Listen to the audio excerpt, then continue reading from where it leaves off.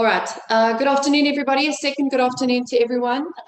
This is our monthly leadership call. I apologize for the late notice, but as I said before, just for the interest sake of getting everybody up to speed, I wanted to make sure that this is a group of leaders that understands Mirror Trading International. We value you as leaders, and we really felt that this was maybe something that you all needed to hear from the horse's mouth. We are very fortunate in Mirror Trading International to have excellent contractors in our space and in our corner that understand our structure, understand our directors, understands our shareholders, and also understands the dynamic of how Mirror Trading International functions on a global platform. It is a great honor for us to introduce to you Ulrich and Associates. I believe that we have Ulrich himself on our call today, along with one of the most brilliant minds that I've ever met, Vanessa, as well. She's a partner, if I'm not mistaken, with Ulrich and Associates, and has worked very closely with our board of directors, with myself in terms of communications, and also with our shareholders, Johan and Clinton.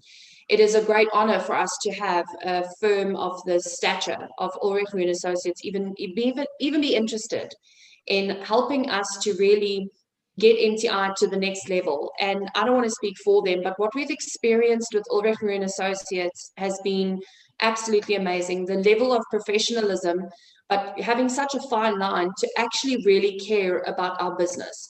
And that is totally a feeling that I get when I deal with them on a weekly or a monthly basis.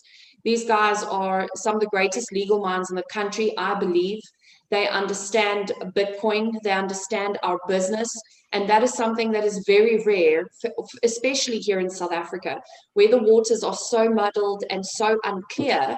It is nice to have a clear voice that understands our business, has our best interests at heart, and that are really big names in what they do in this country. So I asked Ulrich this afternoon, I actually gave him a bit of a frantic call and said to him, would he be able to come and chat to you guys and tell you a little bit about what his view is on where MTI currently is at legally, what the situation is with the Fsca, and really to give you an idea of where our minds are at in terms of management and the MTI board and what we foresee happening going on forward. Because I think many times you as leaders, you might think that we're just leaving something or we're not doing anything about it. And that's not the case at all.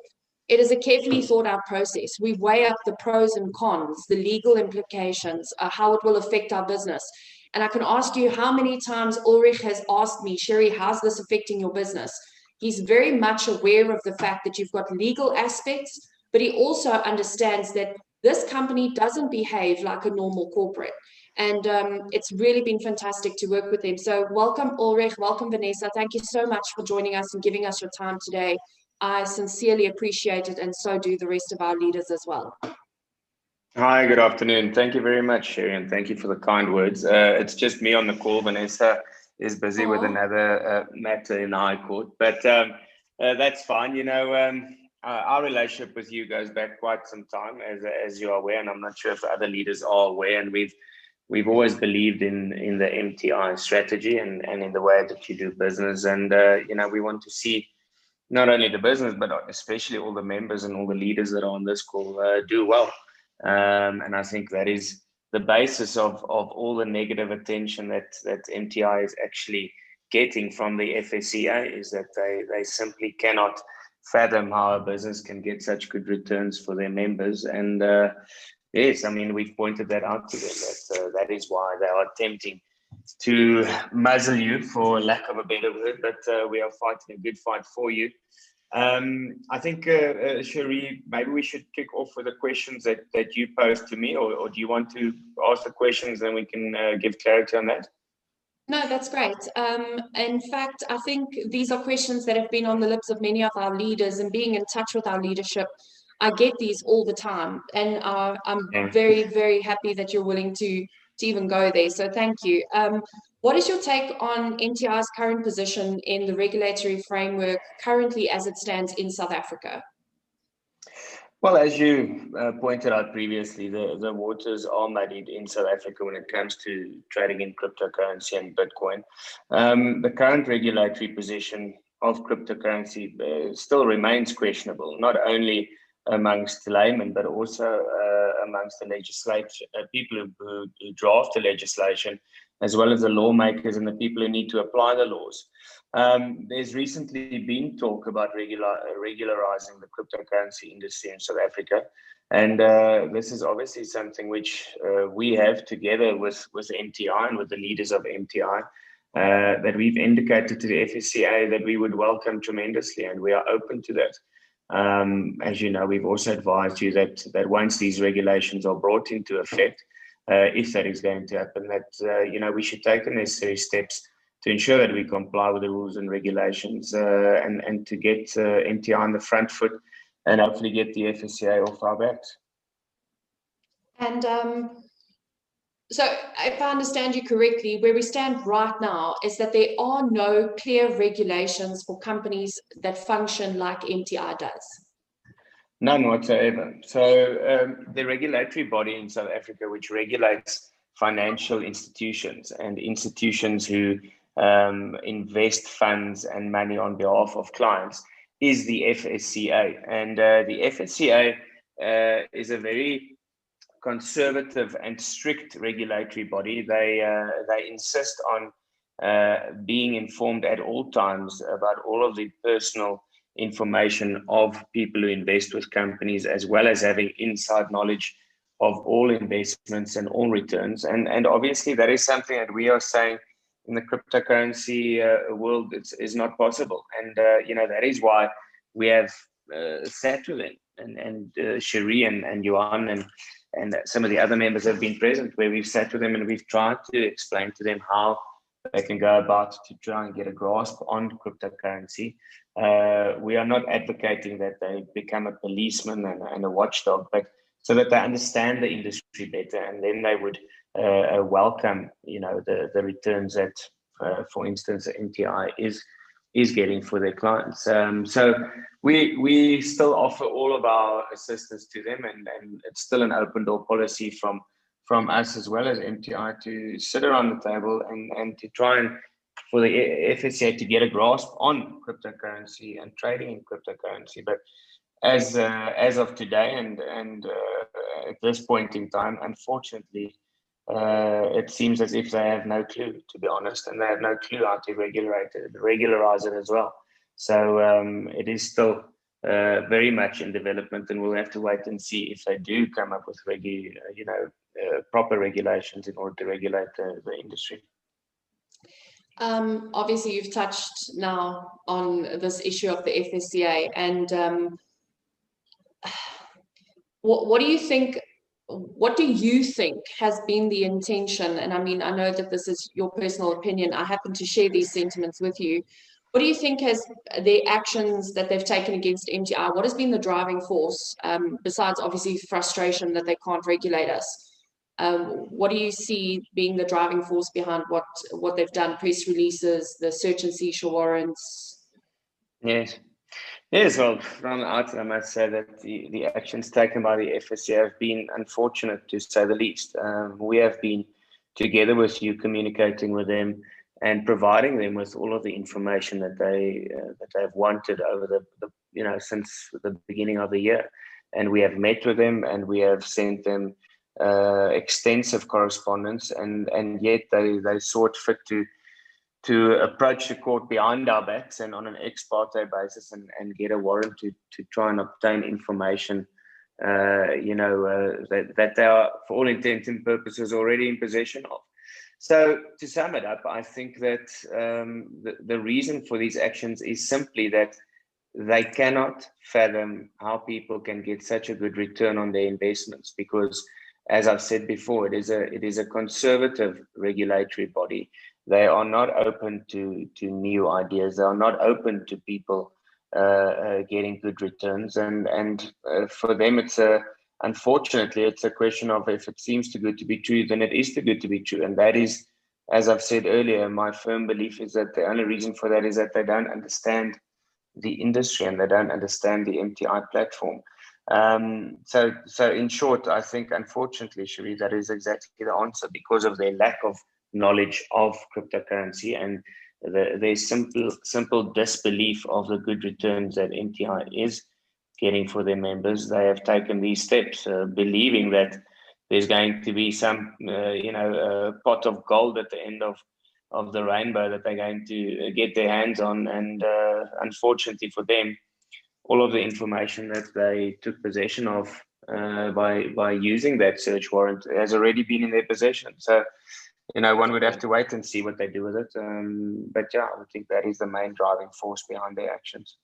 Yeah, it's to create this picture that they could close MTI down and create fear in our members' minds, which some people latch onto, and then this spreads like wildfire because of the nature of the business. And I think as leaders, it's important that we know that that is exactly what the intention is to create that doubt. And when you play into that, we rob our members of the opportunity that is MTI. So again, I don't want to take too much of your time. So just quickly wanted to ask, legally, what can the FSCA do to shut down MTI's operations? I mean, we've had this conversation to death, but I think it's good for people to hear this from you. Yeah, so at this point in time, it is impossible for the FSCA to summarily close MTI. They would have to follow proper due processes. They would have to make out a proper case in our High Court to point out alleged contraventions of acts and seek a court order to close the business. And I think that it would be very difficult for them to do that. Firstly, they approached the court on an ex parte basis, and the only reason why they did that is that they said that if they had given us notice that they wanted their hands on this information, they wanted to get their hands on the information, then we would have hidden or not disclosed it to them. But that would not be the case. If they were to try and bring any application or launch any action against MTI, they would have to give us full knowledge of that, and we would obviously have an opportunity to defend such an action or an application. And it is definitely not something that could happen overnight. Just to add on to what I said earlier, I think one of the main driving forces as well behind the FSCA's actions is they are definitely trying to destabilize the cryptocurrency market. And the way that you do that is to create doubt in the market and to start, you've never seen a regulatory body seeing so many press releases as the FSCA does. And it is purely to try and cause confusion and destabilize, members who are getting great returns, and for them to start doubting those returns. So that is also a reason behind their actions. But just to put everyone's fears to bed, they cannot simply just bring an application to close MTI down. It is impossible in terms of our law to do so. Oh, okay. So I've been saying this for weeks. It's even I feel comforted by you, actually. Just finally, we had discussed setting aside, doing a High Court application to set aside the search and seizure warrants, and I actually think that in haste made that information available to our members. And now it's sort of a question of why haven't you done that? Why aren't you fighting them? And I think it's important for our leaders to know that Ulrich and his firm take a very unemotional approach to how we handle MTI situations. And that's exactly what we need. We need a level-headed voice of reason that says, if you win this application, what would the effects be? If you lose this application, what will the effects be? What is the probabilities? And we obviously had discussed that, and we said that we will then discuss going ahead with perhaps having the search and seizure warrants, challenging them in the High Court. And we subsequently obviously said that we don't think that that is necessarily the good route to go. Do you want to maybe just elaborate on that a little bit? I'm quite happy for us to have that conversation so our leaders know that we're not going to do the High Court application immediately to set aside those search and seizure warrants, and why? Yes, certainly. Well, there's unfortunately a term in law called the horse has already bolted, and that is definitely the case here. but to create a bit of, or just sketch the background to this as well, we have been in contact with the FSCA, I think since February, March this year, when they first started asking questions. And we have sent them extensive correspondence. Whenever they've asked for something, we've given it to them. We were in the offices of the FSCA where Johan performed a live trade and they saw the actual trade taking place. So, it was a question of them once again being in possession of all of this information and still not being able to figure out how MTI is getting the returns that they are for their clients. And they were convinced that, if they had to get this ex parte application and get this search warrant, that they would find something that would be absolutely damning evidence against MTI. And sorry for them, and I'm not sure if they've realized it yet, but they must have by now.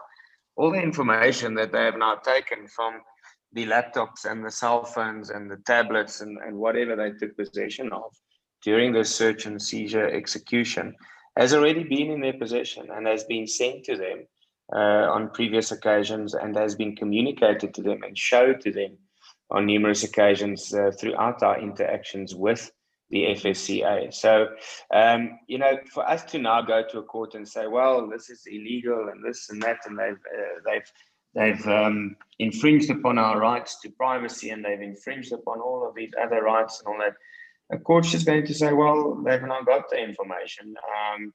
If you say, you as MTI, that everything is legitimate, then why don't you let them have it and look at it? So it's not going to hurt anyone. And if they come out and it comes out that there was no evidence that they obtained through the search and seizure which was damning against MTI, then we will certainly demand a public retraction and apology for the execution of the search and seizure warrants, to set the record straight that it was a frivolous application. It was more of a fishing expedition without them having real knowledge that there was anything untoward on the systems that they took possession of. But to try and set the warrants aside now, unfortunately, is not going to benefit MTI whatsoever, because they are in possession of that information, and if they have been for quite some time, and they had downloaded it immediately the day that the search and seizure warrant was executed. But more than that, we have been open and transparent with them from the outset, and we still advocate that MTI does that. We have nothing to hide. We don't want to operate in a clandestine manner that people wonder what we do. We want them to know what we do, so that we can rather get them on board with us and get them to understand how MTI operates and how its members are doing so well, rather than to try and fight against us around every corner. So in the bigger picture, and when this happened, I spoke to Cherie immediately that Monday morning. She phoned me as the people arrived there. It was, I think, just before 8. And my immediate words to her was, it's horrible. It's shit. These people come into your house and they infringe your privacy and they take possession of your items. But there's definitely a silver lining to this, and that is that hopefully them being in possession of of all this information will open their eyes and will bring them closer to us, so that we can rather work together than them working against us all the time. And I'm still of that belief. So as Cherie pointed out earlier, there's no need to set the warrants aside. I'll let them have a look at all the information and we'll take it from there. But I do guarantee you, and I do guarantee everyone else on the call, that if it comes out that there was nothing untoward found, which we believe is going to be the case, then we will definitely be getting a public retraction and apology by the FSCA for these actions. And thanks. I think all of the leaders can see that when I'm all hysterical and I phone you, I mean, you really do have a great way of putting things into perspective, and that's the value of having Ulrich and Associates back MTI and being contracted to us, is that you do have a big picture view. You understand our vision, you understand the mission of MTI, and you sort of guide us through that process. And I think what Ulrich said that's very important, and Johan is going to be able to share this with you guys as well now, is we don't want to fight the FSCA. We don't want to antagonize them. Are we irritated by what they're doing? Absolutely. Was that search and seizure warrant completely unwarranted and horrible, like Ulrich said? Yes, it is. But at the end of the day, if we're talking about a company that's going to be here for many, many years, then we need to get into a space where they get themselves sorted out. And if there are any regulations in South Africa, which I'm not sure about if that's even going to happen because it's such muddy waters, that we comply with those regulations to continue servicing our members. Do we want to carry on fighting with the FSCA, or do we want to serve our members? Our focus is our members. It's not what Brandon Topham says on some MoneyWeb interview. So Ulrich, I just wanted to thank you. I don't know if there's any closing remarks from you, and then we can move on to our CEO, Johan Steinberg. No, thank you for having me. And as always, we are here to help and to provide clarity and information when you guys need it. And yeah, keep on fighting the good fight that you are, Sherry. Have a good weekend. We appreciate you guys. You've spoken me off a cliff a couple times. I really do appreciate it in a big kind of way. All right. Thank you so much, Ulrich. I appreciate it. Bye-bye. All right. Bye. All right, you guys, there you have it. You've heard it from Ulrich and Associates. Go and do some research on them. Go and read up about what this firm does. When I say they're some of the best legal minds in this country, it's not because it sounds cool. They know exactly what they are talking about. And finding a firm that understands the regulatory process, that understands what MTI does, and that truly cares, you can hear Ulrich is on our side. He believes in MTI. He believes in what we stand for. And for him, it's about finding a legal framework that practically works for MTI. It might not always be practical to go to the High Court and try and set an order aside. And this is something that I've learned in this process. It is good to take advice from people that know what they're talking about. There you heard it from him. There are no regulations for companies such as MTI in South Africa. That is not my opinion. That is not anyone else's opinion. That is as it stands. And it doesn't matter what the FSCA says. It doesn't matter what Brandon Topham says. He says that we don't have any regulations. But then they put these veiled threats in that they're going to close MTI down in the hopes that a couple members will buckle, and they don't believe that we can back up a withdrawal system. So at the end of the day, it is what it is. They're going to try and destabilize us. You've heard it from Ulrich himself. And that's exactly what they've done with some members. I've seen some leaders that have cried and said, oh, they're going to close MTI down. You've heard it from the horse's mouth that that is physically impossible. So stop giving members bad advice. Because what are you going to say to those members that you've told to withdraw 2 months from now, when that member's then lost out on all the growth that MTI could have given them in their Bitcoin? You're going to have to be the leader that answers for that. And I know there's leaders that have told some of our teams in the last 2 weeks to withdraw. If you've done that, you've got some answering to do, because the member that you've told to withdraw on the threats or empty threats of the FSCA, that member's lost really good Bitcoin growth in the last 2 weeks. And if you're a member that's withdrawn on the instruction of your upline, go back and ask them, hold them accountable. It's not right. It's not right that we're telling our members to withdraw because we're afraid. If you want to withdraw because you need your Bitcoin or it's of your own volition, go for it. We encourage that. All right. We're going to move on to the next issue at hand. The issue with the FSCA is done. We are not going to put out a public statement. We are busy with running a company. We are busy with servicing our members. I could not care less about doing interviews and answering Brandon Topham and all that kind of nonsense. I don't have time for that. We have 250,000 members that need us. They need me as a communications and marketing head. They need our COO. They need our CEO, our shareholders and our management team, and they need you, the leaders. So let's stop putting our focus onto something that is done, and let's work on what needs our attention right now. I'd like to bring on our CEO, Johan Steinberg. Johan has been working tirelessly, and we have experienced a number of challenges. And Johan and I were talking this morning. It's been a comedy of errors. It's just, you can't write this stuff. You can't make this stuff up. It's been very interesting.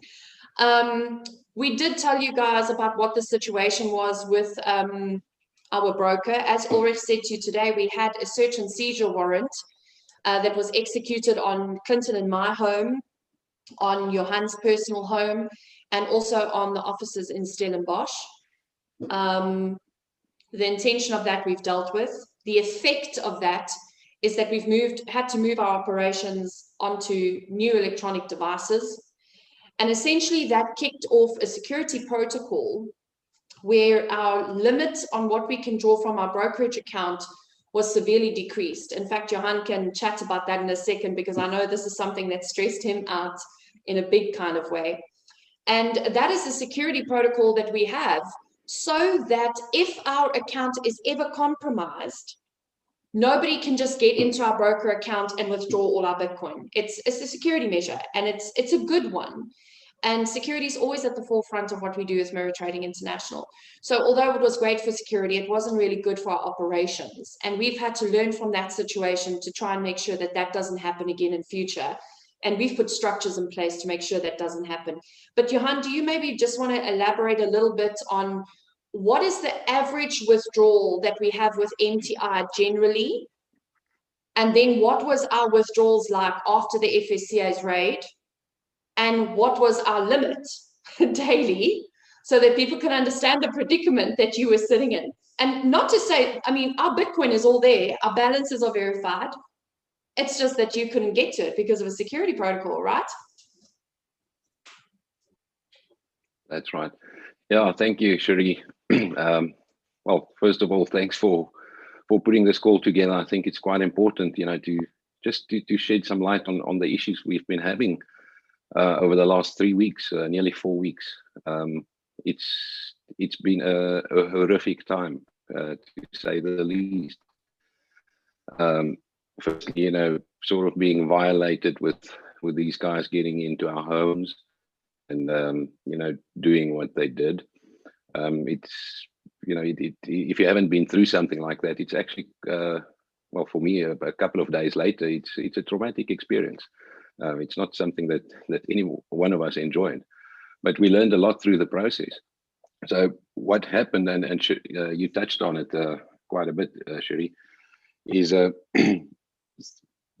morning when they got into our homes, you know, one of our staff members emailed the broker, explained the situation, and the fact is that the broker does not know, you know, who is in possession of our account now, the passwords and all of that. So at that time, or prior to that morning, our daily withdrawal limit at the broker was 5,000 Bitcoin. So when this whole thing played out, through that email sent to the broker, a security protocol on their end triggered, and that brought our limit down to 50 Bitcoin a day, 50. Our average withdrawal on a Monday after the binary run ranges between 500 and 800 Bitcoin. The average daily withdrawal is in excess of 500. So you could understand the predicament. You know, we, since the 26th of October up until last night, over 5,000 Bitcoin was withdrawn out of MTI, successfully paid. We're not talking now about these couple that's still stuck. So if you do the math, you know, over 5,000 was paid out. We had a limit of 50, and that started increasing through the security protocol with 10% per day. At the moment, we, if I'm not mistaken, we back at over 600 Bitcoin a day, nearly 700, somewhere there. But yeah, it caused some major delays. And, you know, between Clinton and myself, we literally put in a vast amount of Bitcoin just to be able to pay out the members during this time. And that in itself put a lot of stress on both of our families, just for, you know, the fact that we literally subsidize the business because we know we're going to get it back. It's not an issue, but, you know, yeah, I don't know how to explain it. But I yeah, think what's other than also that, important to on say here, the Johan, and sorry, just to save you there, but no, carry on. I think people also need to know who set off that security protocol. I don't think that our leaders always understand what happened on that Monday. And Charlie Ward can come in here as well, because yes, Charles and I are related. He is my brother. We have worked together, never before. This is the first time.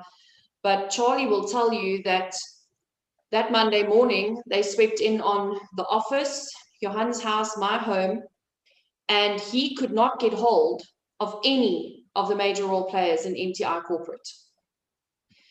And you can imagine what that does for a young guy who's stepped into the shoes of COO, leading this massive team with some of the biggest names in this industry. And to make it worse, his family, his nieces, his sister is in that house. And the first person I needed to try and get hold of is, I fought like crazy to speak to Ulrich, and I let my mom know what was happening, knowing that my mom would phone Charlie and just find out if Johan's okay, because they wouldn't let us call Johan. And trying to get Charles to speak to Johan's wife to try and sort that out, it was absolute chaos for that day. And the intention was to stop MTI operations for that day.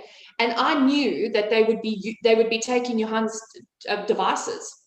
I put such a fight up in my house that I got them out of my house at 11. I think I was screaming and yelling at the top of my voice. You guys know me. I fight like crazy, where they left my home, and I immediately, my first thought was, if they take Johan's devices, could they have access to our Bitcoin?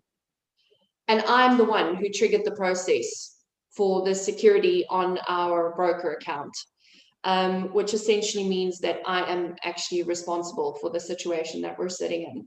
And I don't want to apologize for that, because I have been trained to make sure that we take care of our members, and that security and our members' security comes first. And that's why we triggered that process, because I didn't know. I had no choice. So it was my fault.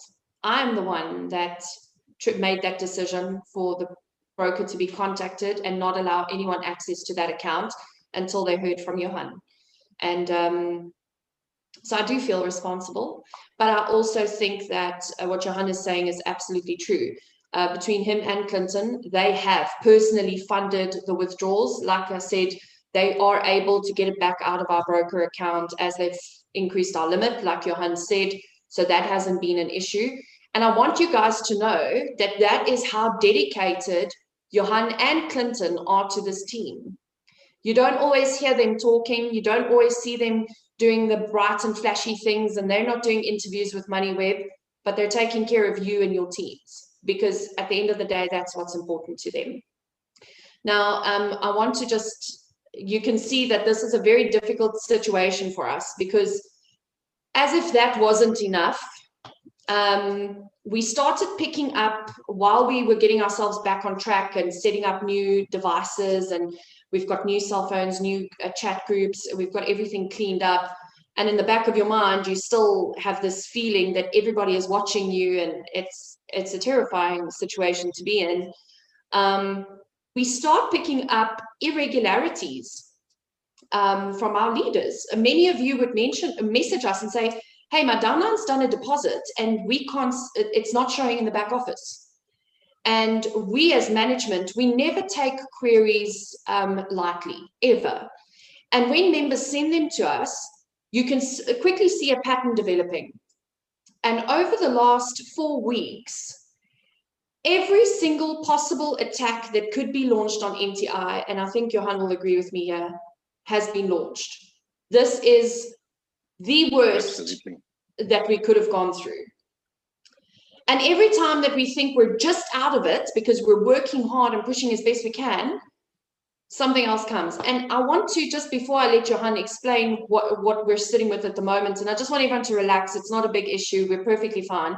I want you to know that the conversations that happen between management are not kumbaya.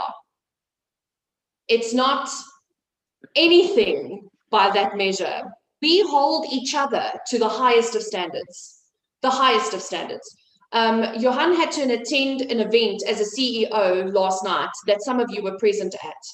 And I would phone him during the meeting and go, Johan, we need this and this and this and this and this done. And he's got his laptop out on the bonnet of his car and he's working and doing what needs to be done. At no point are we allowing anything but 100% from each other. I can tell you, Charlie Ward and I had a massive fight yesterday. And we work together, but we're also siblings. So it muddies the water a little bit. I have unbelievable respect for him. And 90% of the time, I just listen to what he tells me to do and I just keep quiet. But yesterday we had a tough talk and I said to him, listen, this and this and this needs to happen. And he then also goes, oh, yes, okay, I think that is the better thing to do. And if I'm not doing something right, he'll fight with me. If he's not getting 100% from Monica, he has zero problem picking up the phone and telling her that. So I want you to know that we are very tough on each other. We are very hard on each other because we expect nothing but excellence. And it comes back to that vision.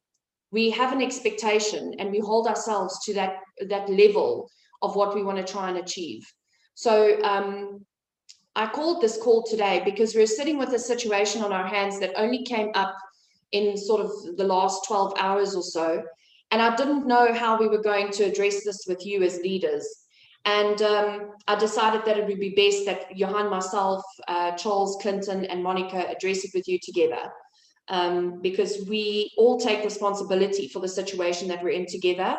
And basically what we're sitting with is we did have a very big hacking attempt from one group of people. It looks like it's a group of people in the last month, disabling reporting functions, getting into the back office and trying to change information, making it impossible for us to try and manage the membership and manage our processes.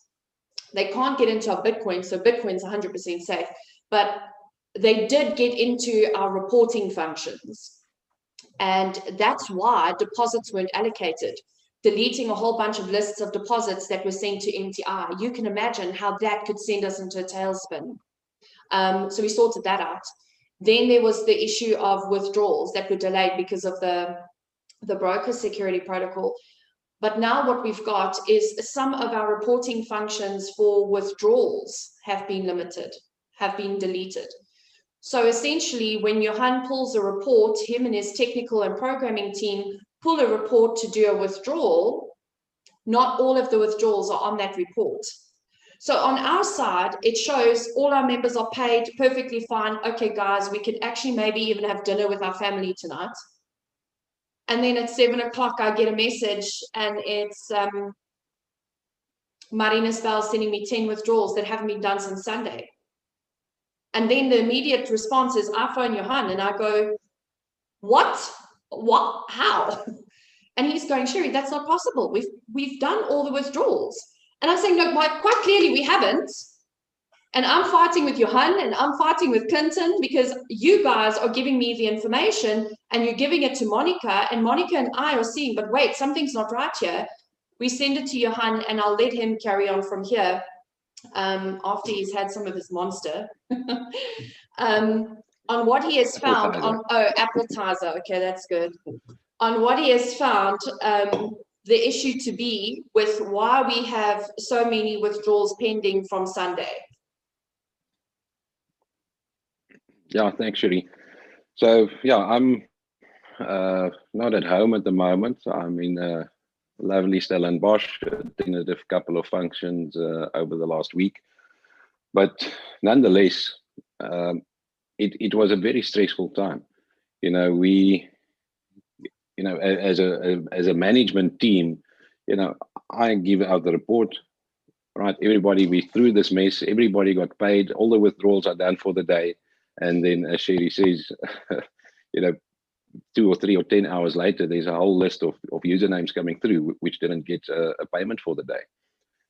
Now, through over the last 3-4 weeks, all of the, let me start there, all of the access to our servers is now completely secured. Over the last week, we spent well, close to R1 million on additional security.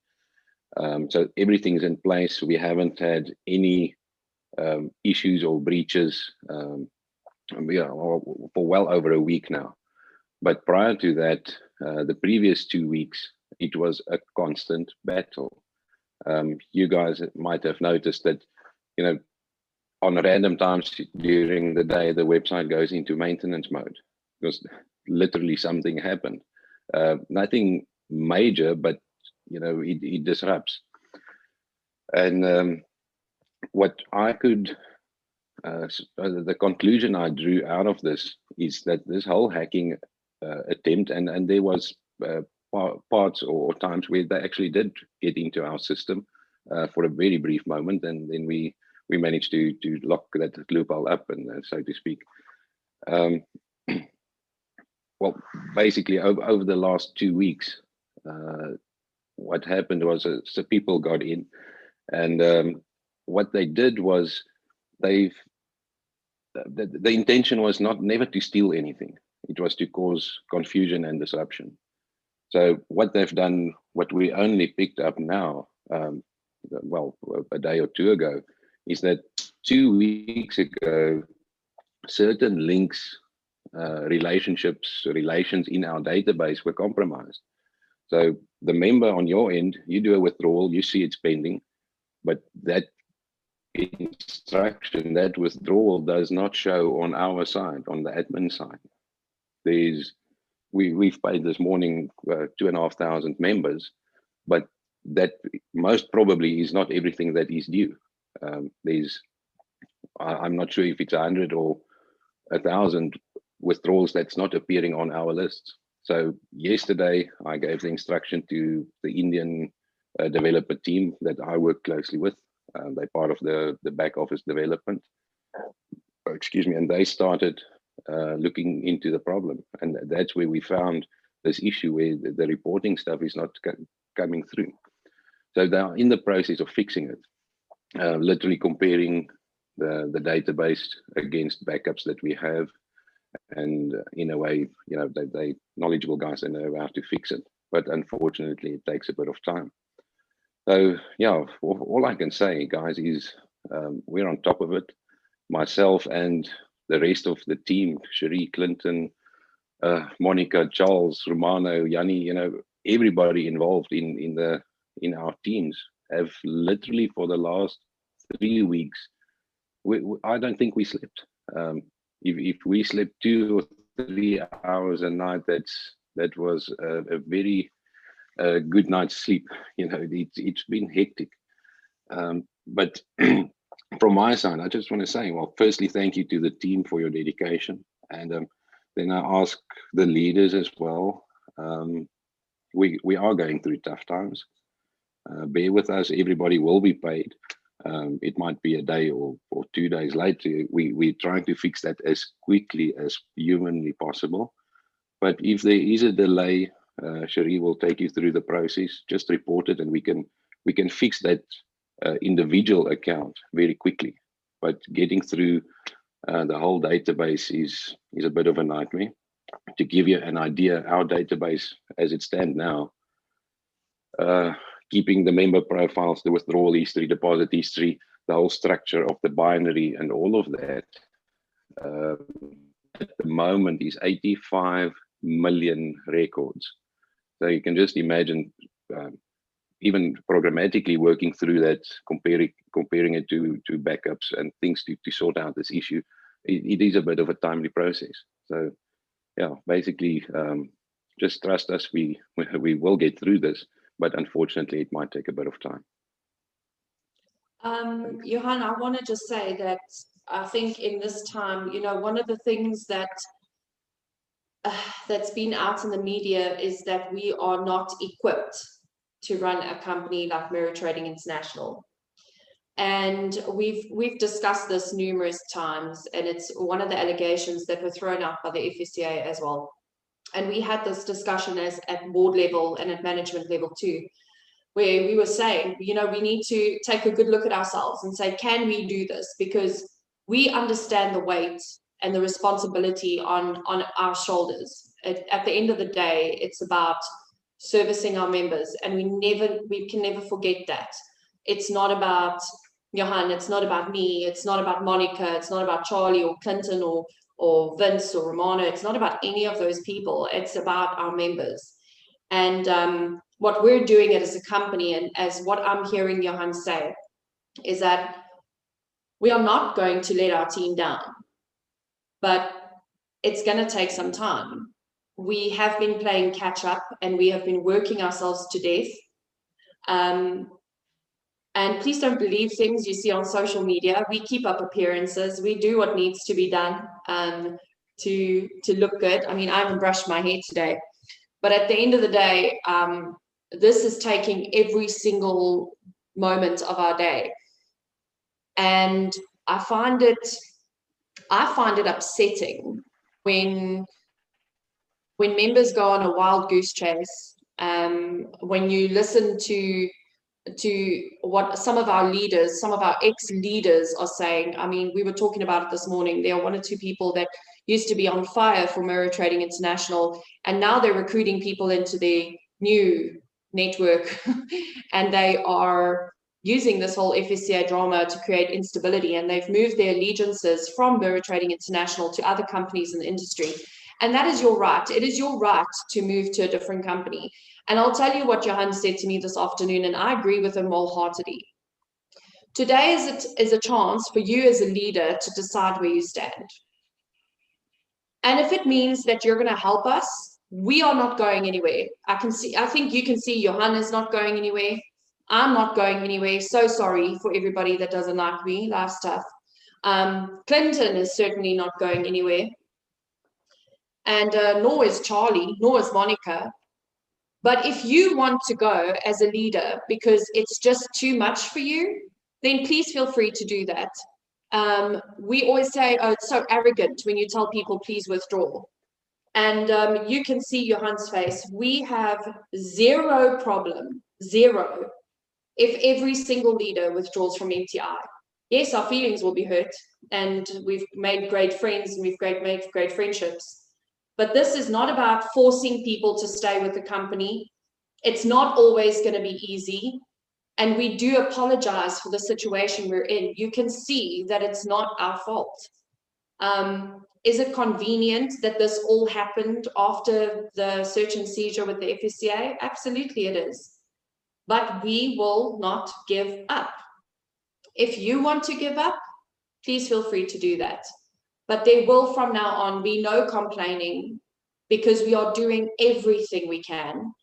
Members that are going to be harassing or attacking or accusing our support staff members, our management members, those members will be suspended. They will be given their Bitcoin, and they can move on to what they think is greener pastures.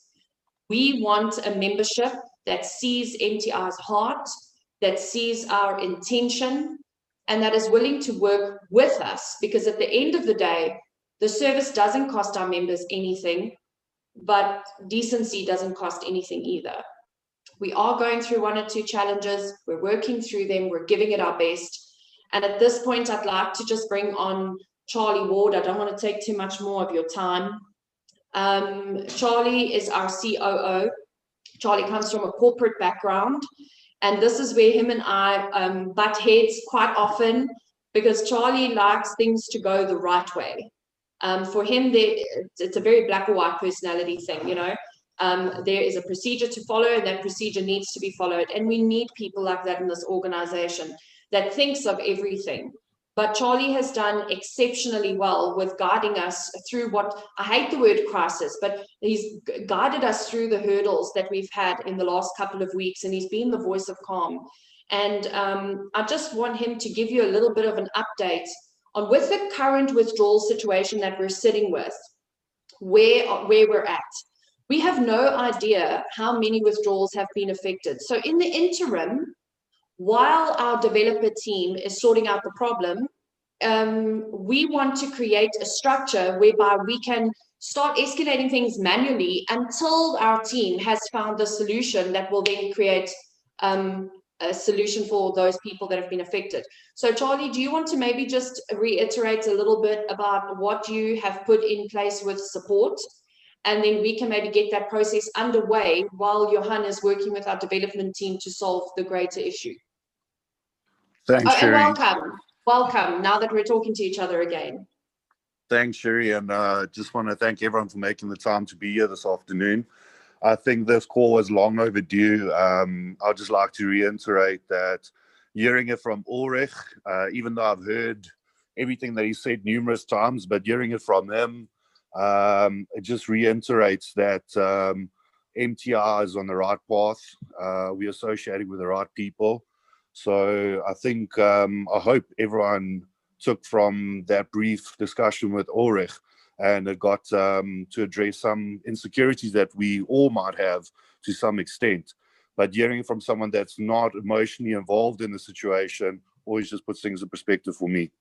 Yes. So regarding the corporate structure, you know, if we go back to August, a discussion that we had and something that I was quite vocal about is that the biggest fear that I have in the structures that we put in place is that our growth outgrows those structures. And can I confidently say we were prepared from a structural point of view to deal with everything that we've had to over the last 3 weeks? I can't say that because we wouldn't be having this call if we did. So we need to reevaluate. Even me, myself, it's been an extremely stressful week. I've had to take a few steps back and understand very well that as much as we try to apply a corporate structure to MTI, the MLM element of it is so strong. And if we don't leverage off that, we're kind of chasing our own tails. So in support was more than capable to deal with general queries and tickets being raised. We were making headway.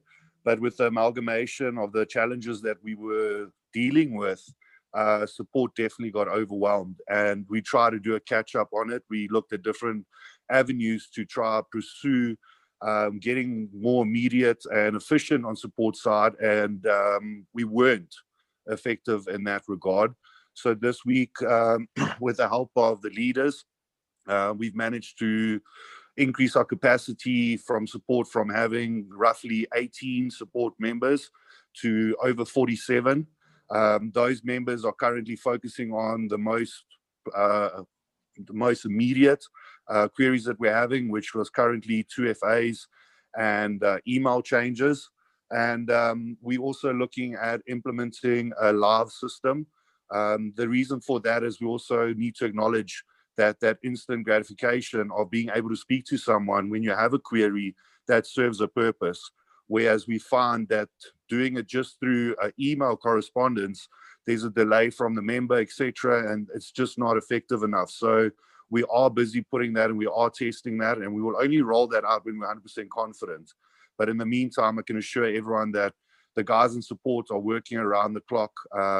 Cherie, Monica, Vince, they have literally dropped everything and making themselves available as a support element. And I can my testament to that is just that, guys, I can't reiterate it enough that we as a corporate structure, as a CEO, as a COO, as a shareholders, have done everything in our capacity to not look at ourselves, but just that continuously reevaluate, ensure that we looking after our members at first. So on a personal note, I have to amend our shareholders. They stepped up and they didn't make it public. They didn't have to make it public. But those that knew what they've done for this company, I will follow them into the gates of hell, because there's very few people that would do that. So from a corporate point of view, we are reevaluating. We are looking at our weaknesses. We do have a lot of strengths, but you're only as strong as your weakest link. And those have been exposed. And I can assure you right now, my personality type is I'm not going to get caught with my pants down again.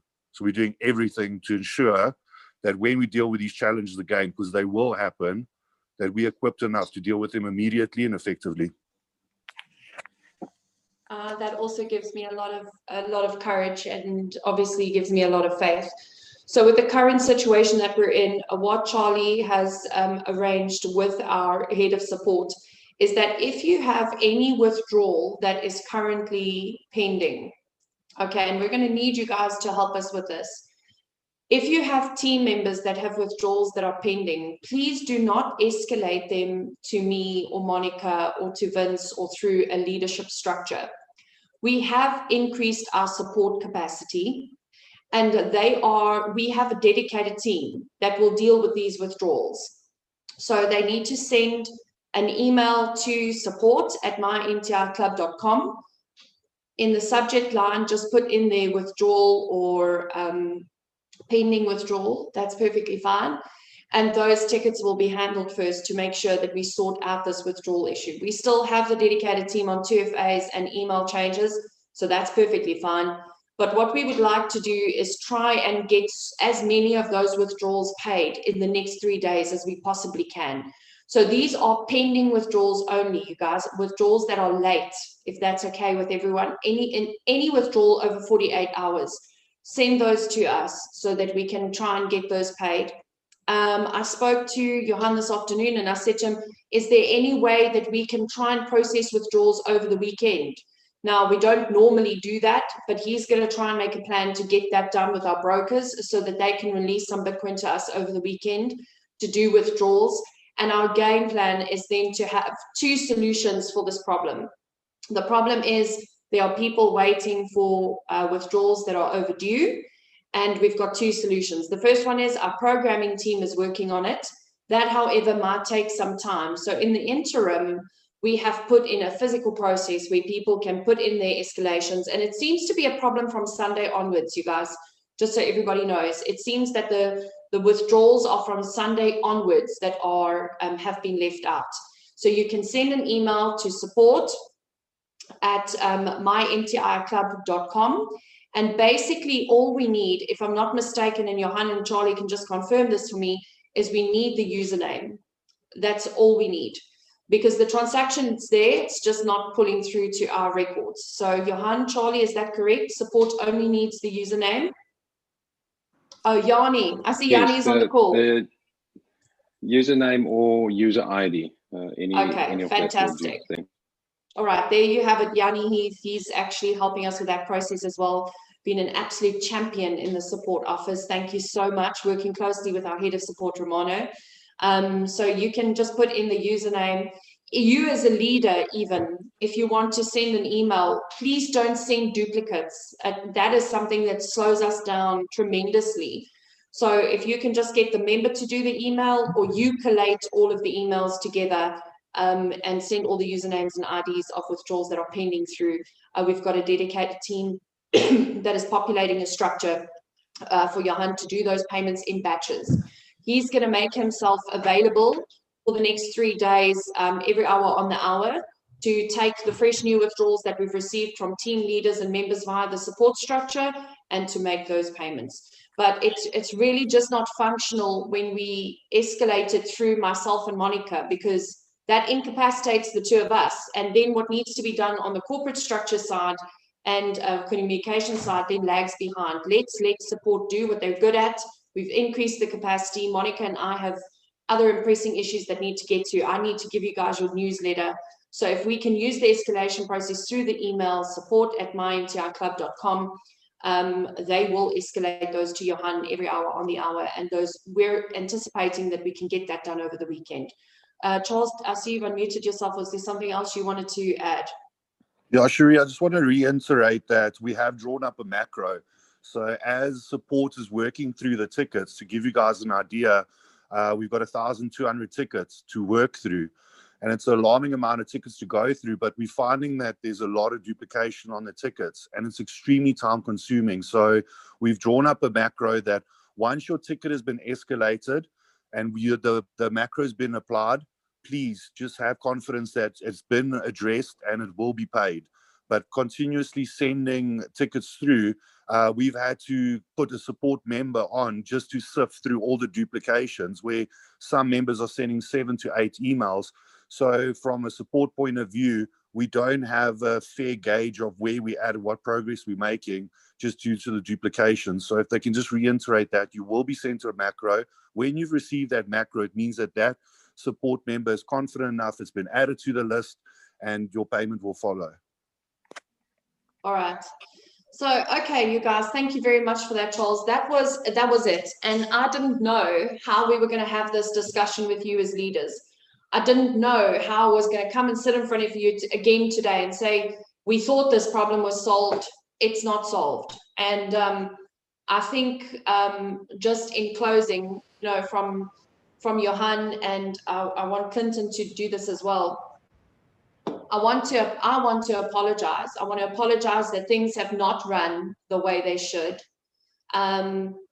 I've also had my hands tied in terms of communications, and that I can't put everything out in the public domain because things get misconstrued and twisted, and that just makes the whole process so much harder. Our deposit link that was used to allocate deposits in the back office for people that didn't have their deposits allocated was infested in 2 minutes from it going public. So at the end of the day, communications is really tough, and I want to keep those lines open, but it's not always 100% possible. I am doing my absolute best, but I want to say I'm very sorry that you as leaders have taken a bit of flack for MTI. And I want you to know that I understand that, because I go through that every day, and we appreciate you. We wouldn't want to do this business without any of you. And we've all fostered such close relationships that those relationships are important to us, and we will not stop until we have got it 100% right. Clinton also just wanted to say something in closing. I think he's also been through a bit of a rough patch, and then I'll ask Johan just for some closing words, and we can call it a day then. Hi, everyone. Yeah, look, first of all, I just want to thank not just our leaders, but also obviously Johan, Charles, Monica, and anyone else I haven't mentioned. You know, I've always believed that obstacles come to instruct, not obstruct. So I think we've all grown as a team and a management as a whole. And, you know, I'd rather it happen now than when we're on 10 million members. You know, and as Johan said, you know, every time something like this happens, it just makes us bigger and stronger and more equipped to handle things like this in the future. So thanks, guys. Still a man of few words. He's been so stressed the last couple of weeks, but I've been so wildly proud of him and Johan. And I'll tell you something, when they had to fund the withdrawals for the first couple of weeks, they did not hesitate once. Not once, because this team is their heart, and we appreciate that, Johan. We appreciate you, Clinton. Mostly, we appreciate you. We cannot run this business without you. So, Johan, some closing words from you. Yeah. Well, I just want to share something with you guys. You know, I'm down in Stellenbosch, attended 1 year in function, a golf day and a birthday, everything MTI related. And over the last 3 or 4 days, the amount of gratitude and thanks and, you know, congratulations, you name it, that I received, you know, not necessarily personally, but for us at MTI and the MTI team, it's phenomenal. I heard stories of people literally, their lives got changed. And, you know, I believe that, you know, we are fighting a big battle here, in flesh and blood, but also in spirit. And what gives me a lot of comfort is the fact that, you know, besides everything that happened, our trades are still running. I think, if memory serves me right, we paid 48 or 45,000 people binary run last week. That is everything that we are doing. We are serving the public, we are serving our fellow man, we are creating opportunities, and call it the evil spirits want to take that away, all the good that we are doing. And basically, I believe that if we just continue doing what we're doing, the withdrawal issues, it seems like a massive balls up and a major crisis and issue. But within a couple of days or a week, everything will be back to normal. And then we can continue doing the good that we are doing. So to every leader on the call, it's part of your doing in changing lives, and the testimonials that I've received over the last 3 days. I just want to say a big thank you to you. This group alone has touched thousands and thousands of lives in South Africa and abroad. So thank you for that. Thanks, Johan. All right, so we're going to end off with this, is that we want to do this with you. We want to build this company with you as leaders. But if you feel that this challenge is just too big for you, and if you feel it's just too much for you to bear, then we don't want to force anyone to be with us. We don't want to force anyone to work with us. And we had this conversation at management level as well. It's not always going to be easy, but I can guarantee you that this team, Johan, Clinton, all the way down to the very last person at management and at corporate, has one intention, and that's to serve our members to the best of our and MTI's abilities. And what the Fsca says, what the haters and their scammy little Facebook pages and Telegram groups say are completely irrelevant, because we continue to grow our members' Bitcoin, and we will not stop to do that. If you're not happy with MTI, you're more than welcome to withdraw. And I've said this from day one. If we are not afraid of all of our members withdrawing, that is not our fear. Our fear is that we don't serve our current members properly. That is our fear. We want to serve our current members. We're not worried about the ones that withdraw. That's their right. And we actually encourage them to do that if they're not comfortable with MTI. So we want to thank you all as leaders. We hope that this call gave you some clarity, that it gave you some insight as to where our hearts are at. I think that in the absence of this conversation, people's imaginations run away with them, and that needs to stop. Grow some backbone, know what you know about MTI, and start standing up for this company. Stand up for Johan. This is the kind of man that you can back, and you can do that with surety, because we all back him. And like Charlie said, we will follow him wherever he goes, because we know where his heart is at, we know what he's capable of, and we know what his vision is, and we've bought into that vision. And that will not change. No amount of hate mail, no amount of pressure from the Fsca, no amount of ambiguity from regulators, none of that is going to change where we are going. We will not be pushed around. We will not stop servicing our members. So we're excited about the future. We know that the next couple of days are going to be challenging, and we're counting on you to help us through this process. And we also in advance want to just thank you for everything. Thank you for being on this call today. I will make the recording available just to check for Johan and Ulrich. And if they're happy with that, then we will post this onto our MTI YouTube channel, or we will send a link out onto private groups that you can share. So have a fantastic evening. We've got our 7 o'clock corporate Zoom call with Scott Smith tonight. If you wanted to hear a little bit of American excitement about MTI, you can come and join him. And have a look at the new success guide, you guys. It's really something for us to try and help the very last member to grow his organization, to understand the company, and to really explain it well to those around them. We really appreciate you all. Thank you so much for the membership, the board of directors that was on this call today, and also for our shareholders, and of course our COO, Charlie Ward. I appreciate you all immensely, and there's no one else that I would rather be building this company with than the bunch of you. Thank you so much, you guys. Have a good evening. Thank you. Have a good evening. Bye-bye.